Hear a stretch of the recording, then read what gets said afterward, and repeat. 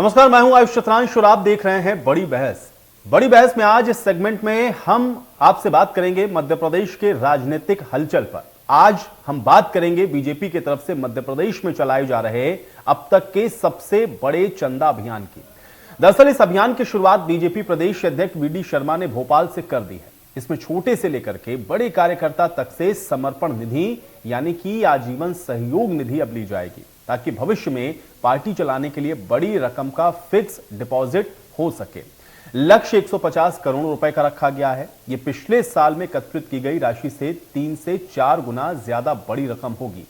BJP के think tank Pandit Deendayal Upadhyay की पुण्यतिथि के मौके पर आज से बीजेपी ने मध्य प्रदेश की राजनीति के सबसे बड़े चंदा इकट्ठा करने की अभियान की शुरुआत की है।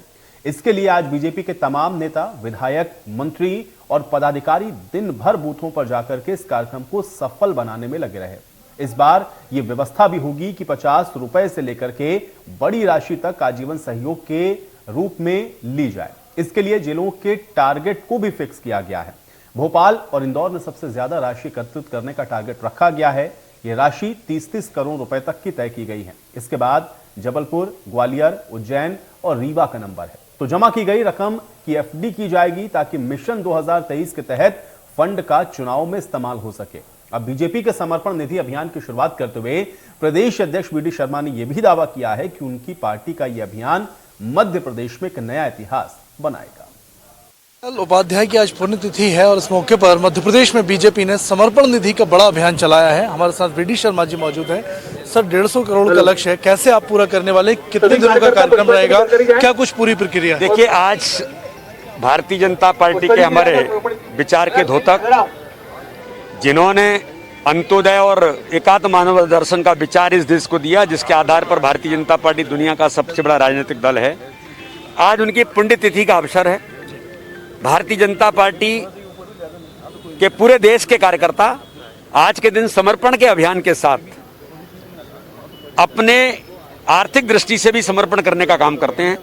ठाकरे जी के जन्म शताब्दी वर्ष पर हमने तय किया है कि हम एक व्यापक अभियान लेंगे और आज से हमारे उस अभियान की शुरुआत हुई। और जिस प्रकार का प्रतिसाद जो भारतीय जनता पार्टी के कार्यकर्ता आज उत्साह के साथ मैदान में उतरे हैं, प्रत्येक बूथ पर कार्यकर्ता, छोटा छोटा हमारा कार्यकर्ता, वो 100 रुपये भी दे रहा है, वो 200 रुपये भी दे रहा है, वो 500 रुपये भी दे रहा है, वो 1000 रुपये भी दे रहा है, तो कोई कार्यकर्ता ज़्यादा अपने भाव के अनुरूप भी दे रहा है। तो ये समर्पण अपने संगठन को, अपने विचार को समर्पण है।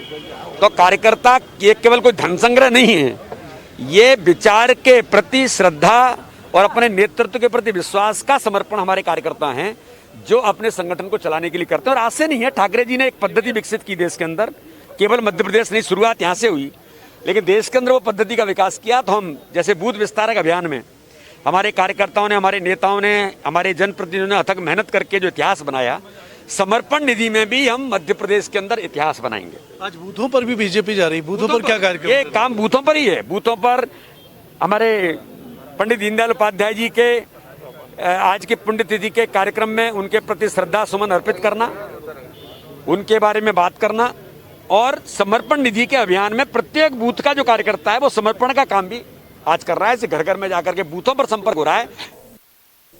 वी.डी. शर्मा को तो आपने सुन लिया, लेकिन आइए अब आपको ग्राफिक के जरिए भी ये अभियान क्या है इसकी जानकारी एक बार दे देते हैं, क्योंकि ये भी आप समझें कि ये जो समर्पण निधि है यानी जनता जुटाने का जो अभियान है, इसके मायने हैं क्या। आज से बीजेपी का समर्पण निधि अभियान, इसकी शुरुआत हो रही है। प्रदेश अध्यक्ष वी.डी. शर्मा ने आज इसका बाकायदा आगाज किया है।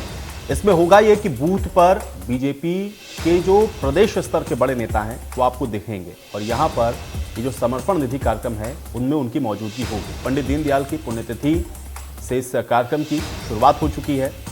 लक्ष्य भी रखा गया है धन संग्रह का। इसके अलावा कुशाभाऊ ठाकरे जन्म शताब्दी वर्ष पर समर्पण निधि का ये जो अभियान है वो चलता रहेगा।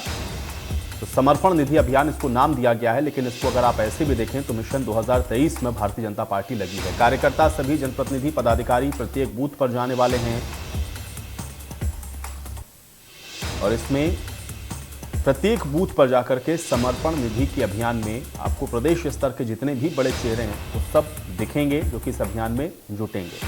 बूथ विस्तारक योजना के बाद अब समर्पण निधि अभियान का भी आगाज आज से कर दिया गया है। वो बहुत महत्वपूर्ण है। इसमें सभी कार्यकर्ताओं से बूथ पर जाकर के अभियान को यशस्वी बनाने की अपील की गई है और इसमें छोटे बड़े कार्यकर्ता जितने भी हैं उन सबसे निधि ली जाएंगी। अब समर्पण निधि के माध्यम से इस अभियान को और ऐतिहासिक बनाने की अपील भी आज प्रदेश अध्यक्ष ने भी की है और अभी भारतीय जनता पार्टी के जो तमाम बड़े नेता हैं उनकी तरफ से भी आपको उसी प्रकार की जो अपील है वो इन बूथ स्तर तक सुनाई पड़ेगी। तो ये तो बात समर्पण निधि अभियान की हुई, लेकिन अब इस अभियान पर कांग्रेस ने इसको लेकर के महंगाई, बेरोजगारी और जबरिया वसूली से जोड़कर बीजेपी को घेरा।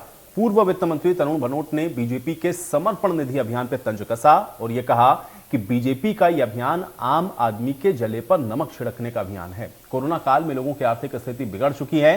बीजेपी तो दुनिया की सबसे धनवान पार्टी है, तो फिर ऐसे में क्या बीजेपी 150 करोड़ से 100 करोड़ गरीब लोगों को दान देगी? आप भी सुनिए क्या कुछ कहा गया तरुण भनोट की तरफ से। पिछले दिनों कुछ रिपोर्ट देख रहा था कि अभी तक तो ये कहते थे कि झूठा क्लेम करते थे हम विश्व की सबसे बड़ी राजनीतिक पार्टी भारतीय जनता पार्टी है, और अब तो इनको ये भी दावा ठोक देना चाहिए कि विश्व की एकमात्र सबसे जो पैसे वाली पार्टी है, धनवान पार्टी है, वो भारतीय जनता पार्टी है।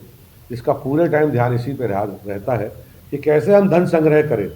कोविड के इस काल में जब लोग अपने बच्चों की फीस नहीं भर पा रहे हैं, अपने घरों के बिजली के बिल भरने के लिए तड़प रहे हैं लोग, सरकार ने इतने बड़े बड़े बिजली के बिल निकाले हुए हैं, जो रोजगार में थे वो बेरोजगार हो गए, नौजवान बेरोजगारों की हालत तो आप छोड़ दीजिए। ऐसे में भारतीय जनता पार्टी का ये अभियान धन संग्रह करो और मध्य प्रदेश जैसे राज्य से 150 करोड़ रुपए इनको इकट्ठा करना है, तो मैं इनसे पूछना चाहता हूँ उस 150 करोड़ रुपए में से क्या ये 100 करोड़ रुपया उस वर्ग के लोगों को दान में देंगे जिनको इसकी आवश्यकता है? भारतीय जनता पार्टी को पैसे की कौन सी आवश्यकता है? अभी अभी रिपोर्ट आई है कि इनके पास तो हजारों करोड़ रुपए की संपत्तियां हैं और पैसे हैं इनके पास में। सारी पॉलिटिकल पार्टी, राजनीतिक दल जो अन्य हिंदुस्तान में मिलाकर भी उनके पास उतना पैसा नहीं है, आधा भी नहीं है जो भाजपा के पास में। ये धन संग्रह अभियान जो ये कर रहे हैं, ये मध्य प्रदेश के शोषित पीड़ित वर्ग के लोगों के जले पर, बेरोजगारों पर, किसानों पर, हमारी गृहिणियों पर, जो बिजली के बिलों से परेशान है, जो महंगे सिलेंडर से परेशान है, उनके जख्म पे नमक डालने का काम कर रही है भारतीय जनता पार्टी।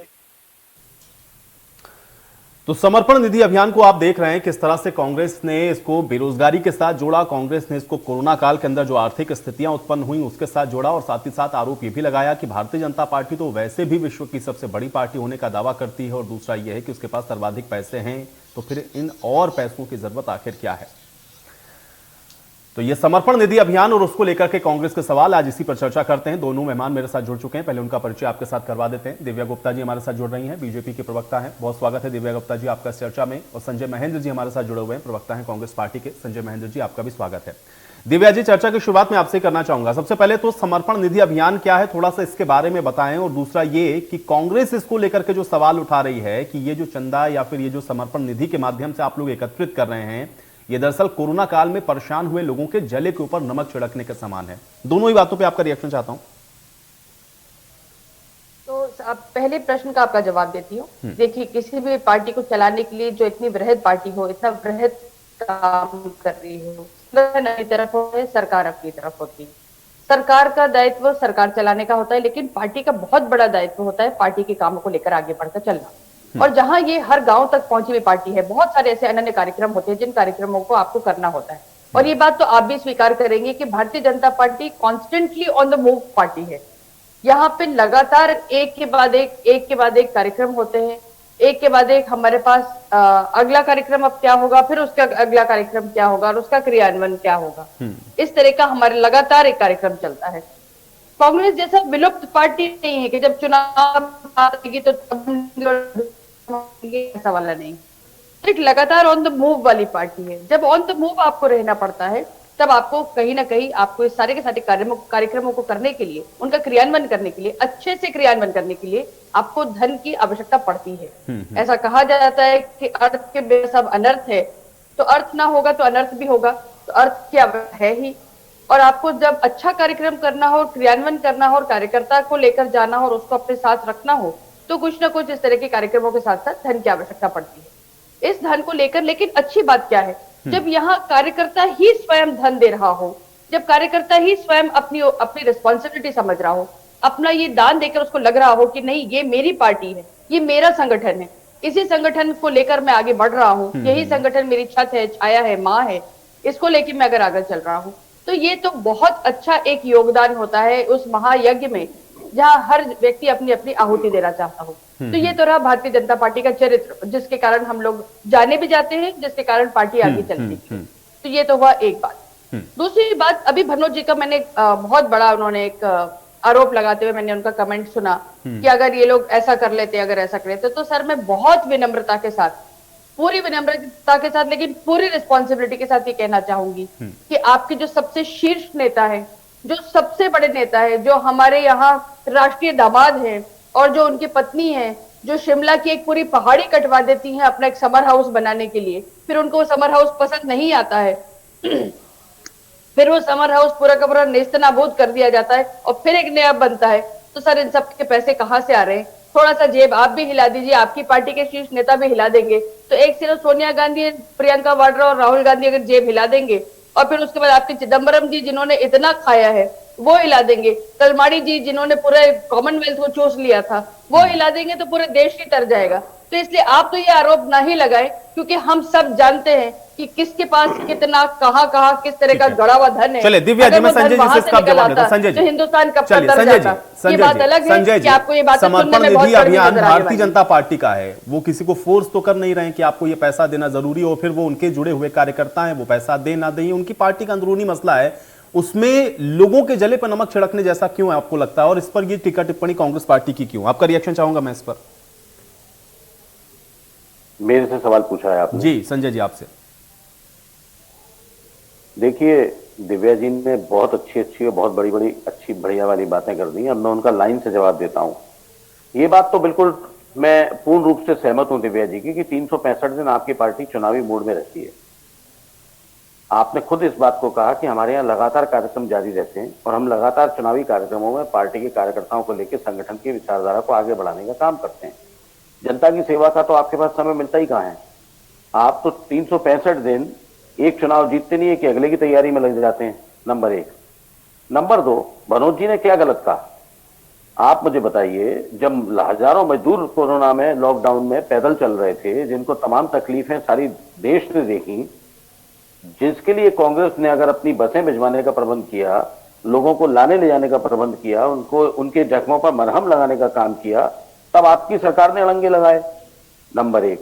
इसके अलावा मुझे आप एक बात बताइए कि वो बात बिल्कुल ठीक है, इतनी बड़ी पार्टी को पैसे इकट्ठे करने की जरूरत क्या? क्या पार्टी के पास पैसा आना बंद हो गया है? ये जो धन कुबेर आपकी पार्टी को अभी तक चला रहे थे, उन्होंने अपने हाथ खींचने शुरू कर दिए, तो आप लोगों ने ये तरीके अपनाने शुरू कर दिए कि हम और कुछ नहीं तो चलो ऐसे ही पैसे इकट्ठे करें।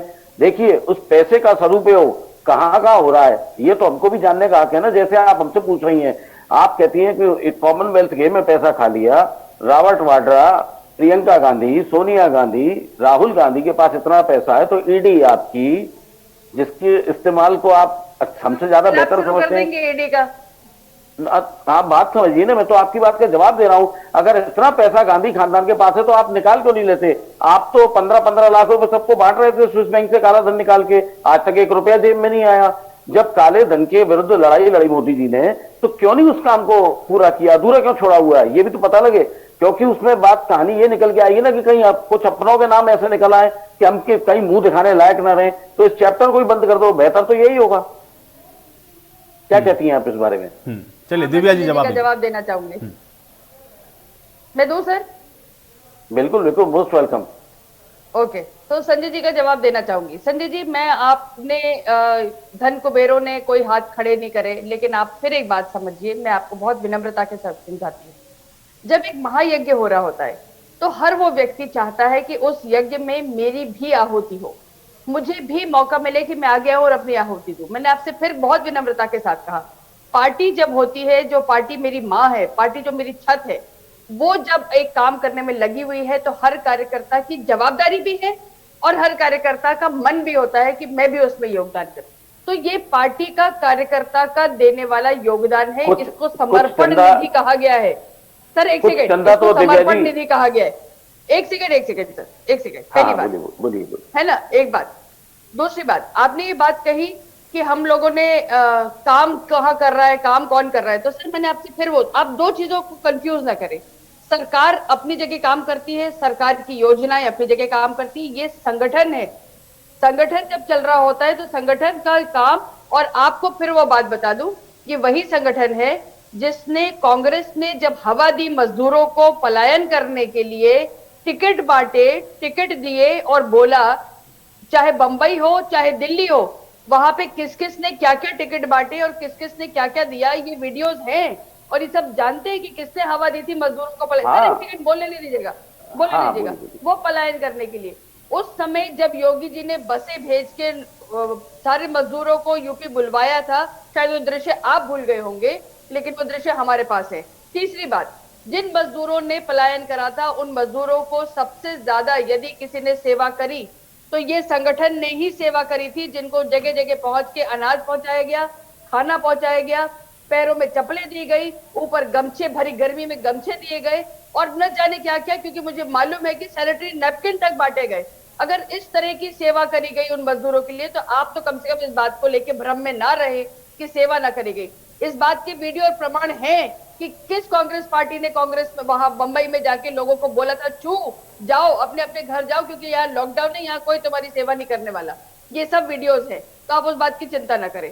चौथी बात, जो आपने बात कही कि कौन से 15 लाख रुपए, तो सर मेरा आपसे बहुत छोटा सा निवेदन है कि मैं फिर आपसे निवेदन कर रही हूँ कि ये जो आप पूरे देश भर ने जो जिस तरह की वैक्सीन लगवाई है, जो जिस तरह के टीकाकरण हुआ है, कितने का हुआ है एक टीका, कुछ अंदाजा है सर आपको कितने का है? चलिए संजय महेंद्र जी, मुझे आप ठीक है संजय महेंद्र, ठीक है संजय जी, महेंद्र। मुझे सिर्फ आप इतना बता दें, पीएम केयर फंड का जो पैसा था वो किस बात के लिए लिया गया था और किसने दिया था और उस पैसे का इस्तेमाल क्या हुआ, उसके लिए तो आपने आरटीआई लगाने। एक मिनट, आप मेरे को मैं अपनी बात पूरी कर दीजिए, मैं आपकी बात का जवाब दे रहा हूँ। आपने पीएम केयर फंड का तो हिसाब का एक चवन्नी का भी हिसाब मांगने का हक किसी को देना मंजूर नहीं किया। वो पैसा किस मद में इकट्ठा हुआ, उस पैसे का क्या लाभ हुआ, उस पैसे को किसने खर्च किया, कहां खर्च हुआ, इसका तो कोई हिसाब किताब भारतीय जनता पार्टी देने को राजी नहीं है। आप तो देशद्रोही कह देंगे अगर हम पीएम केयर फंड का हिसाब मांगेंगे। फिर वही बात, आप दो चीजों को कंफ्यूज कर रहे हैं। नहीं, मैं बिल्कुल कंफ्यूज नहीं कर रहा सर, देयर आर ना टू ना ना, बॉडीज। आपका उद्देश्य, एक मिनट, मैं आपकी उस बात का भी जवाब दे रहा हूं, मैं आपकी कार्यकर्ताओं के संगठन के पैसे के इकट्ठे करने की बात का भी जवाब दे रहा हूं। आप लोग उस पैसे को इकट्ठा करके चुनावी मोड में जो थैलों पर जो फोटो छपवा छपवा के बंटवाते हैं ना, ये पैसा उसके काम आता है जो लोगों को दिग्भ्रमित किया जाता है। जो जिस राशन को बांटने की आप बात कर रही है, क्या आपने कभी उस थैले को देखा है? सिर्फ थैले की क्वालिटी बहुत बेहतर होती है, उस थैले के अंदर जो सामान भरा गया था उसे गरीबों ने खाने तक से मना कर दिया, वो उस क्वालिटी का आपने खाना उनको राशन दिया है। बजाय इसके कांग्रेस ने अपना धर्म निभाया है कोरोना काल में, मजदूरों को जाने के लिए इसलिए कहा था क्योंकि आपने तो ये आदेश जारी कर दिया था रात को 8 बजे आके कि जाओ वहीं मर जाओ, जाना नहीं, पैसे मजदूरों के पास नहीं। मेरी बात बिल्कुल ठीक है, मजदूरों को आपने कहा था कोई जहां वहीं रहेगा, उनके वो कैसे खाएंगे, उनके मिल मालिक उनके मजदूरों को 1 रुपया देने को राजी नहीं है, उनको उनके घर कौन पहुंचाएगा? चलिए दिव्या जी जवाब दें। संजय जी मैं एक बात कहना चाहती, मैं तो पहले एक बात ही बोलना चाहूंगी, जब लॉकडाउन लगाने की प्रक्रिया शुरू हुई थी तो सबसे ज्यादा तकलीफ कांग्रेस को थी। लॉकडाउन से क्या होगा, लॉकडाउन से तो कुछ होने ही नहीं वाला है, क्योंकि आपको सिर्फ और सिर्फ एस्टैब्लिशमेंट के आप मुझे हमारे एक भी राष्ट्रीय नेता का बयान ऑफिशियली दिखा दीजिए जिसमें कहा गया हो कि लॉकडाउन लगाने का कोई फायदा नहीं है। मेरे पास वीडियो है सर, ऑफिशियल बयान छोड़िए, मेरे पास वीडियो है जो कांग्रेसी कार्यकर्ता जाके वहां पे कह रहे हैं कि हम टिकट देंगे, जाओ तुम पलायन करो यहाँ से। लॉकडाउन लगाने का कोई लाभ नहीं है, ऐसा कोई वीडियो है आपके पास? किसी राष्ट्रीय नेता ने कहा हो? मैं बहुत दूर नहीं जाऊंगी सर, मैं बहुत दूर नहीं जाऊंगी। आपके महान एक ट्वीट करने वाले नेता सर कमरे में बैठे बैठे सिर्फ ट्वीट करते, उन्होंने ट्वीट कर दिया था कि सर लॉकडाउन से कुछ नहीं होने वाला, आप जाके ट्वीट हिस्ट्री देख लीजिए, उनके ट्वीट मिल जाएगी आपको, मैं प्रोवाइड कर दूंगी आपको, है ना। तो उन्होंने ही सबसे पहले ट्वीट करा था और उन्होंने ही कहा था कि लॉकडाउन से कुछ नहीं हासिल होने वाला। प्लीज गो अहेड एंड जिस तरीके का लॉकडाउन आपने लगाया था उस तरीके के लॉकडाउन से कुछ हासिल नहीं होना था, बल्कि तो नुकसान होता। सर मेरे को जवाब देने दीजिए। ठीक है दिव्या जी कंप्लीट करें। सबसे ज्यादा आवश्यक था, इसलिए आवश्यक था क्योंकि उस समय हमको कोरोना के बारे में किसी को कभी भी कहीं भी कोई पता नहीं था कि कैसे फैल रहा है, किस तरह से फैल रहा है, क्या इसकी हिस्ट्री है। उस समय एक बात नजर आती थी जो वर्ल्ड ओवर WHO ने भी मानी, that we need to keep a halt. अगर हम वो हॉल्ट नहीं डालते तो हिंदुस्तान का क्या हाल होता है, ये आप और हम सोच के भी घबरा जाएंगे। और ये तब पहला जब हमारे पास मैडम, आपने गंगा में लाशें बहती हुई नहीं देखी? आपने गंगा में लाशें बहती हुई नहीं देखी? आपने लोगों को पलायन करते हुए, लोगों को, एक गर्भवती महिला को, अपने बच्चे को पीठ पर लाद के चलते हुए नहीं देखा? आपने लड़कियों के चले हुए नहीं देखे? हाँ, बोलिए बोलिए। आप लोगों ने वो हाँ सर, हो गया। जो ये सारा का सारा पलायन हुआ, और मैं आपको फॉर एग्जाम्पल मैं एक बहुत छोटा सा एग्जाम्पल आपको देती हूँ। इंदौर का आपको एक वाकया सुनाती हूँ। एक महिला जब यहाँ से पलायन करके इंदौर से जा रही थी, तो यहाँ पर उसको जब रोक के उसको वहां भोजन करवाया गया, उसको जब बैठा के भोजन करा गया, बुरी हालत में थी।